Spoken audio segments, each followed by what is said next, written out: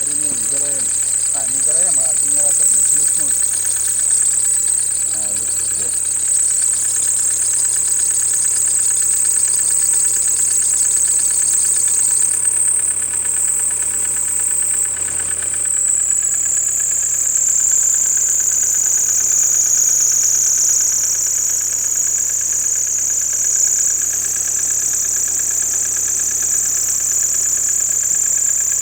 Звук даже усилил.